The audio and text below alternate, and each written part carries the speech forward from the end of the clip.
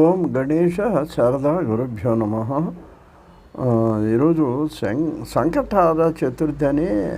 ఇప్పుడు మనం వినాయక చతుర్థి ఏమో సంవత్సరానికి ఒకసారి చేసుకుంటామండి. కానీ ఈ సంకష్టహార చతుర్థి ప్రతి నెల కూడా అంటే తెలుగులో చెప్పుకుంటే తెలుగు మాసాలు అనమాట, చైత్రం వైశాఖం వాటిల్లో కృష్ణపక్షంలో వచ్చేటువంటి చతుర్థి. ఇదేమో భాద్రపదం శుక్లపక్షంలో చతుర్థి, వినాయక చవితి సంవత్సరానికి ఒకసారి.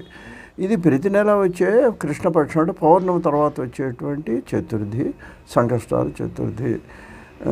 దీని గురించి మనకు ఒక కథ కూడా మనకు గణేష్ పురాణంలో ఉన్నటువంటిది ఏంటంటేనండి, ఇది మనందరికీ తెలిసిందేనండి. ఆవిడ నలుగు పిండితో బొమ్మ చేసి ప్రాణప్రతిష్ఠ చేసిందని అది చెప్పారు. తర్వాతనేమో అది మామూలుగానేమో భాద్రపద మాసంలో జరిగింది. అది ఆయన ఆ రోజు జన్మించాడు కాబట్టి మళ్ళీ రెండో జన్మ వచ్చింది. ఈయనకి ఎలా వచ్చింది, గణేశుడిగా ఎప్పుడు వచ్చిందంటే, ఇక్కడ ప్రత్యేకంగా మనకి ఆమె అతన్ని కాపలా పెడితే అభ్యర్థన స్నానానికి వెళుతూ శివుడు వస్తే శివుడిని నివారించగా శివుడు అతని యొక్క తల ఖండించాడని, ఆ ఖండించిన సమయంలో ఆవిడ బాధపడగా మళ్ళీ వీళ్ళు దేవతలు వెళ్ళి ఆ ఉత్తరపు దిక్కున ఉన్నటువంటి ఆ నిద్రిస్తున్న ఏనుగు శిరస్సు తెచ్చి ఇతనికి అతికించి, ఇతన్ని మండ్యానికి అతికించి ఇతన్ని మరి పునర్జీవితం చేశారని చెబుతారు.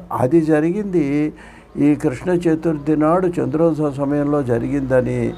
అందువలన దేవతలందరూ కూడా ఆ రోజును ప్రతీ నెల కూడా ఎవరైతే ఈ రోజున అంటే ఏంటి మళ్ళీ పునర్జీవితుడైనాడు అనమాట అండి ఆయన గణేశుడు.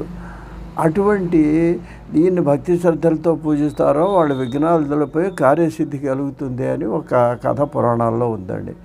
ఈ గణేష్ పురాణం ప్రకారం భాద్రపద శుద్ధ చవితేమో గణపతి ఆవిర్భవించాడని గణపతి మహత్యంలో కూడా చెప్పబడిందండి. అయితే ఇక్కడ ఏంటంటే